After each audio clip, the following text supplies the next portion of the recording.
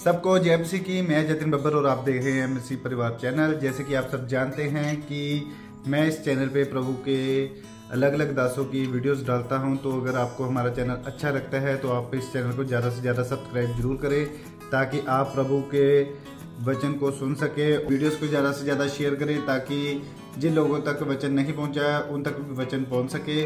सबको जय मसीह की। एक बार मैं आपसे दोबारा कहूँगा कि इस चैनल को सब्सक्राइब जरूर करें और वीडियोस को ज़्यादा से ज़्यादा शेयर करें। जय मसीह की।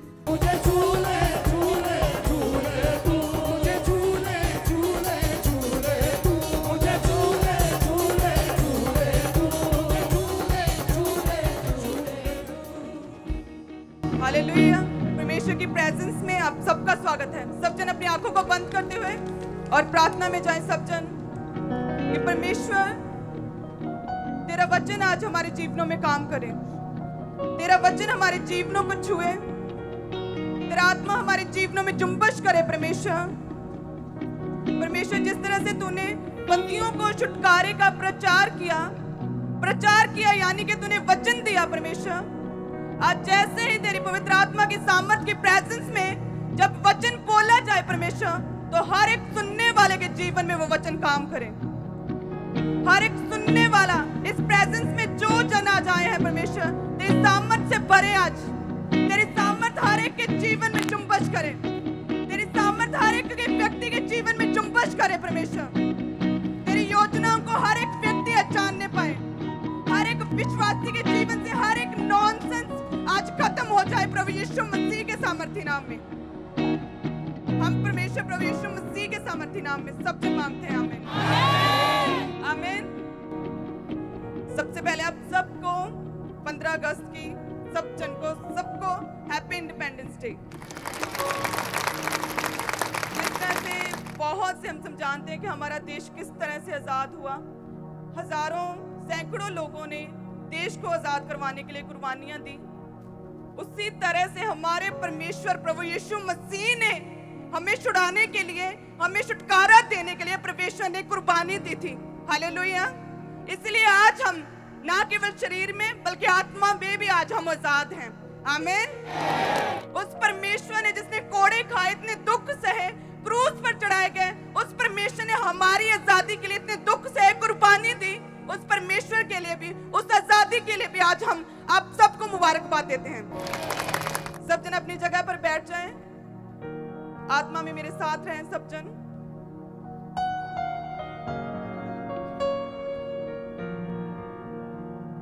जिस तरह से परमेश्वर प्रभु यीशु मसीह आज इस प्रेजेंस में आप सबके साथ हैं, परमेश्वर के दास अपोस्टल अंकुर जी का मस्सा आज आपके साथ है। आमीन।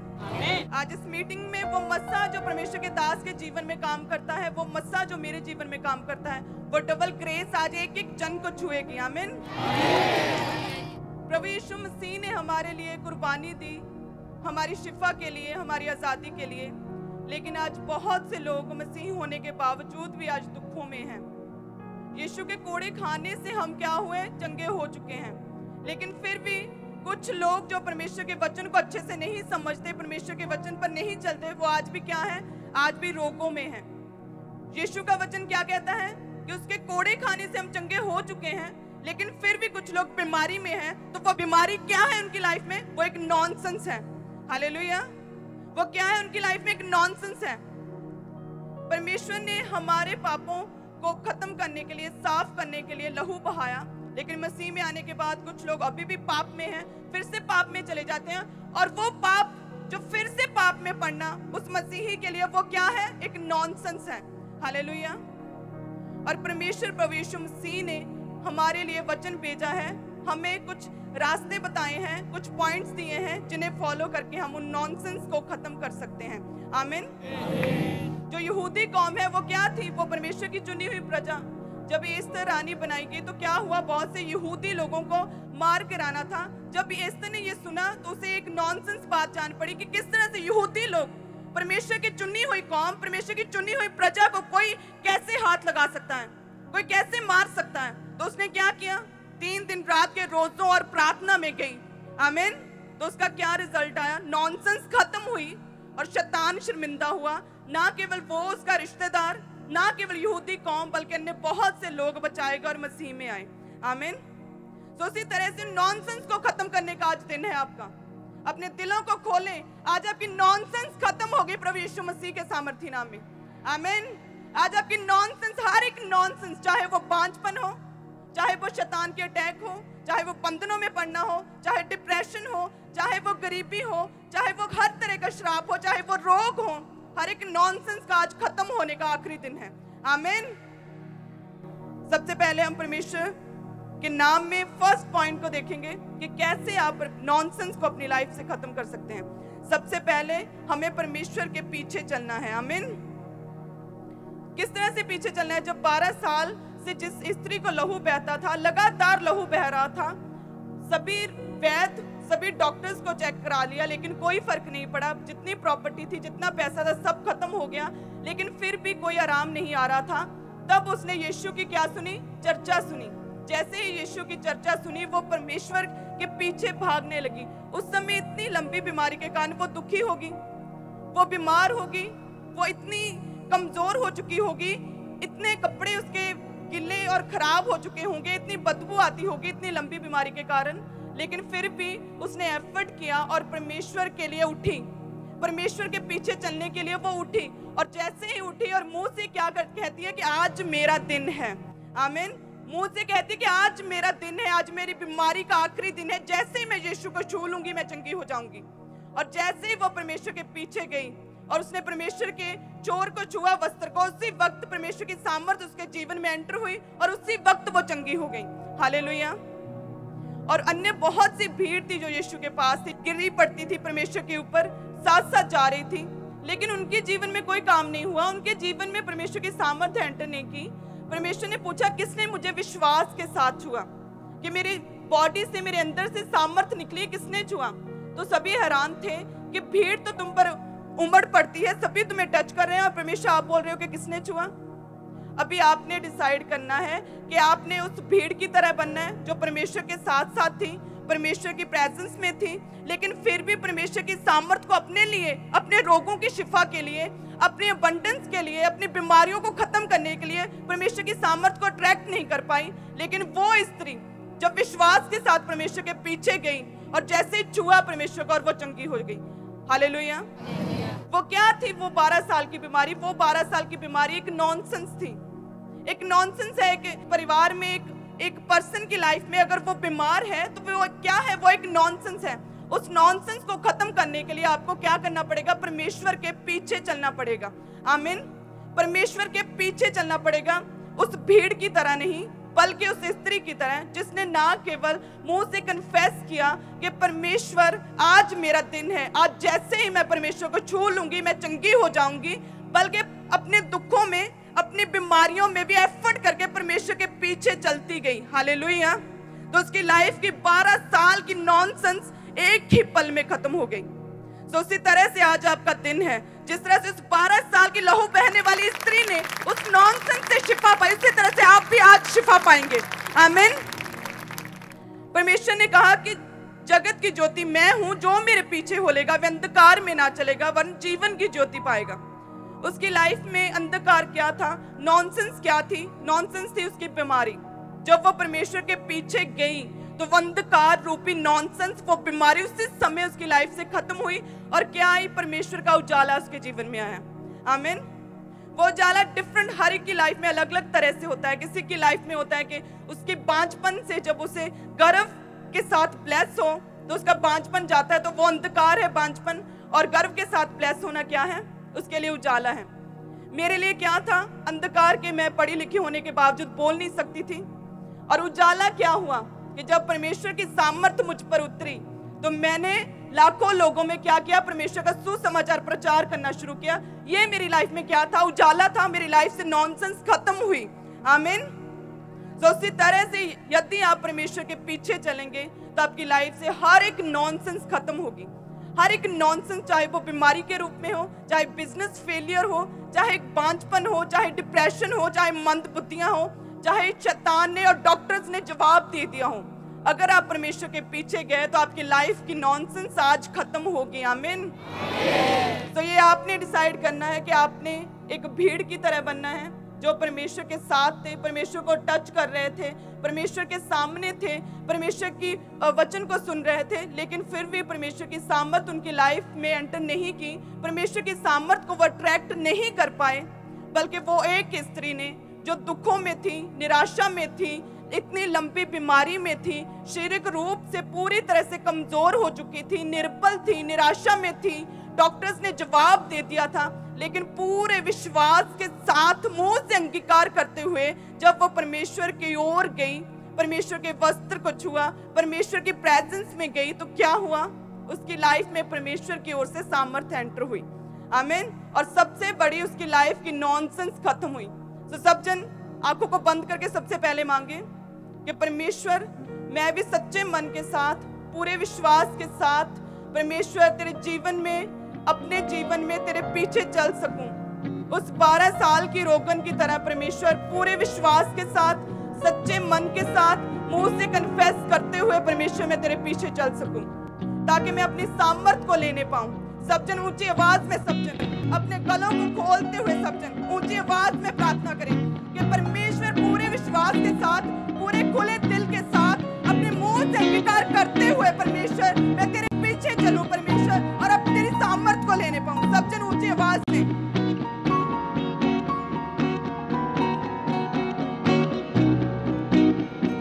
सब जन ऊंची आवाज में परमेश्वर की सामर्थ को मांगे।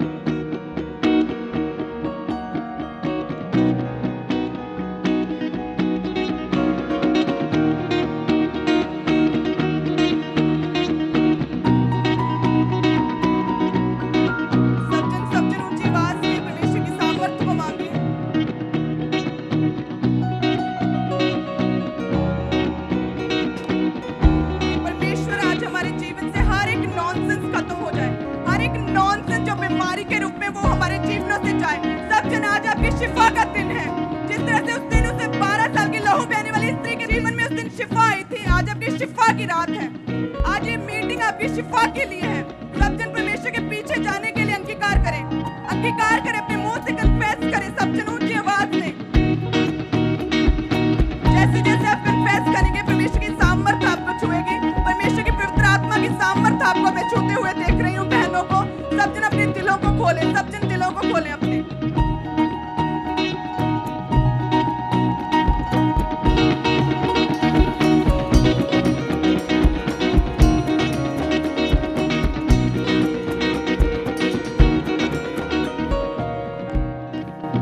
हालेलुया। तो अपनी लाइफ की नॉनसेंस को, अपनी लाइफ में बीमारी को, रोगों को दूर करने के लिए क्या करना होगा? परमेश्वर के पीछे चलना होगा। आमीन। परमेश्वर के पीछे चलना, भीड़ की तरह नहीं, बल्कि उस 12 साल से जिसे रोग था उस स्त्री की तरह पूरे विश्वास के साथ अपने मन में और मुंह से अंगीकार करते हुए कि आज मेरी रात है। सब जन ऊंची आवाज में बोले कि आज मेरी रात है शिफा की। उस स्त्री की तरह कि आज मेरी रात है शिफा की, आज ही मेरा टाइम है शिफा पाने का। उस स्त्री की तरह जैसे ही आप चलेंगे मसीह में, जैसे परमेश्वर के पीछे चलेंगे, आपकी लाइफ की हर एक नॉनसेंस खत्म होगी। आमीन। सेकंड पॉइंट, सबसे पहले परमेश्वर के पीछे चलना, परमेश्वर का पीछा करना। जब हम गवाहियों को सुनते हैं, जब हम परमेश्वर की प्रेजेंस में आते हैं, तो हमारा विश्वास बढ़ता है। जब हम यीशु की चर्चा सुनते हैं, जिस तरह से उस स्त्री ने क्या किया, सबसे पहले यीशु की चर्चा को सुना। यीशु की चर्चा क्या सुनी? कि परमेश्वर के द्वारा अद्भुत काम होते हैं, लोगों को शिफा मिलती है। ये उसने यीशु की चर्चा सुनी और जैसे परमेश्वर के पीछे गई विश्वास के साथ कि जैसे दूसरों के लाइफ्स में परमेश्वर के अद्भुत काम होते हैं, उसी तरह से हमारी लाइफ में भी होंगे। तो उसने विश्वास के साथ अंगीकार करते हुए परमेश्वर के पीछे गई और उसकी लाइफ की नॉनसेंस खत्म हुई। और सेकंड पॉइंट, प्रार्थना और उपवास में रहने से। आमीन। जब आप प्रार्थना और उपवास में रहते हैं तो आपकी लाइफ की नॉनसेंस खत्म होती है। आमीन। जिस तरह से एस्तर जो रानी बनाई गई, उसकी कौम जो थी, यहूदी कौम, चुनी हुई प्रजा, परमेश्वर की चुनी हुई कौम थी, लेकिन उन पर स्ताव आया जब सभी को मार डाला जाना था। तो क्या किया उसने? वो प्रार्थना में गई और रोजों में गई, 3 दिन रात की प्रार्थना और रोजों में गई। और परमेश्वर ने ऐसी व्योंत बनाई कि परमेश्वर ने अपनी सामर्थ्य के साथ सभी यहूदियों को बचाया। अन्य बहुत से लोग मसीह में गए। वो क्यों? जब एस्तर प्रार्थना में गई। आमीन। क्योंकि यहूदी जो परमेश्वर की चुनी हुई कौम, वो मारे जाते। तो क्या था, ये एक नॉनसेंस बात थी। एक चुनी हुई कौम, एक चुना हुआ विश्वासी, एक चुना हुआ परमेश्वर का जन अगर मारा जाए तो ये एक नॉनसेंस है। इस नॉनसेंस को खत्म करने के लिए एस्थर ने क्या किया, वो प्रार्थना में गई, वो रोजों में गई और उसकी लाइफ की और पूरे यहूदियों की जीवन की नॉनसेंस उस पल में खत्म हो गई। आमीन। जब हम यशाया 38 उसके 2 आयत को पढ़ते हैं, यशाया 38 उसके 2 को, कि हिजकिय्याह ने दीवार की ओर मुंह फेर कर यहोवा से प्रार्थना करके कहा, हे यहोवा, मैं विनती करता हूँ, स्मरण कर कि मैं सच्चाई और खरे मन से अपने को तेरे सम्मुख जानकर चलता आया हूँ और जो तेरी दृष्टि में उचित था वही करता आया हूँ। और हिजकिय्याह बिलख बिलख कर रोने लगा। जब उसकी लाइफ में सताव आया, सताव क्या था, एक विश्वासी, एक परमेश्वर का जन अगर जवानी में उम्र से पहले बीमारी के कारण मर जाए तो ये उसकी लाइफ की सबसे बड़ी नॉनसेंस है। हालेलुया। एक विश्वासी का कम उम्र में मर जाना, समय से पहले मर जाना, बीमारी में पड़कर मर जाना, ये उसकी लाइफ का सबसे बड़ा नॉनसेंस है। तो उस नॉनसेंस को खत्म करने के लिए हिजकिय्याह ने क्या किया, दीवार की ओर मुंह फेर कर घुटने टेक कर उसने प्रार्थना की। हालेलुया। तो उसी तरह से जब प्रार्थना की तो परमेश्वर का वचन फिर से आया और उसकी जिंदगी के दिन लंबे हुए। तो उसी तरह से आप भी अपनी लाइफ की नॉनसेंस, जो एक्सीडेंट्स के साथ मसीही मरते हैं, कम उम्र में मर जाते हैं, उस नॉनसेंस को, डेथ स्पिरिट को खत्म करने के लिए आपको क्या करना पड़ेगा, प्रार्थना में जाना पड़ेगा। आमीन। तो कितने जन तैयार है प्रार्थना में रहने के लिए? एस्थर ने अपनी डेस्टिनी को चेंज किया। एस्थर ने यहूदियों को बचाने के लिए, पूरे राज्य के यहूदियों को बचाने के लिए प्रार्थना की। हिजकिय्याह ने अपनी उम्र को बढ़ाने के लिए उसने प्रार्थना की और उसकी जिंदगी के दिन लंबे हुए और पूरे राज्य के यहूदी बचाए गए जब एस्थर प्रार्थना में गई। तो उसी तरह से यदि आप भी प्रार्थना में जाएंगे, प्रार्थना में बैठेंगे परमेश्वर के आगे, तो आपकी जिंदगी की हर एक नॉनसेंस खत्म होगी। आमीन। आपकी नॉनसेंस हर एक जो आपकी जिंदगी की है, चाहे वो अटैक्स हो, चाहे वो डेथ स्पिरिट्स के अटैक्स हो, चाहे वो एक्सीडेंट्स हो, चाहे वो कोई रोग हो, अगर आप प्रार्थना में रहे तो आपकी जिंदगी के दिन लंबे होंगे, आपकी लाइफ की हर एक नॉनसेंस खत्म होगी। आमीन। और उसी तरह से उपवास, जिस तरह से एस्थर ने उपवास भी किया प्रार्थना के साथ, और जैसे उपवास किया परमेश्वर ने पूरे यहूदियों को बचाया, पूरे यहूदी ब्लेस हुए, परमेश्वर का नाम ऊंचा हुआ। उसी तरह से यदि आप भी प्रार्थना और उपवास में रहेंगे, परमेश्वर आपको ब्लेस करेंगे, आपकी लाइफ की हर एक नॉनसेंस दूर होगी। Hallelujah, hallelujah. सब जन प्रार्थना करें कि परमेश्वर आज से हम भी प्रार्थना और रोजों वाला जीवन लेते हैं तुझसे। जिस तरह से हिजकिय्याह ने अपनी जिंदगी के दिनों को लंबा किया, जिस तरह से एस्थर ने पूरी यहूदी कौम को बचाया केवल और केवल प्रार्थना और उपवास के जरिए, परमेश्वर उसी तरह से आज से हम भी वायदा करते हैं प्रार्थना और उपवास में जाने का, प्रार्थना और उपवास में बने रहने का, ताकि हमारी जिंदगी के दिन लंबे हों, ताकि हमारे घराने बचाए जाएं, ताकि हमारे घरानों में परमेश्वर की महिमा हो सके। सब जन ऊंची आवाज में अपने हाथों को उठाते हुए आज आपकी प्रार्थना परमेश्वर के स्वर्गीय घर में पहुंचनी चाहिए। सब जन ऊंची आवाज में परमेश्वर के लिए कि परमेश्वर हम भी प्रार्थना में और रोजों में जाने का आज से वायदा करते हैं, ताकि हमारी लाइफ से हर एक नॉनसेंस खत्म हो सके। आज से हम भी प्रार्थना और रोजों में जाने का वायदा करते हैं, ताकि हमारी जिंदगी की हर एक नॉनसेंस खत्म हो सके हमारे जीवनों से। सब जन ऊंची आवाज में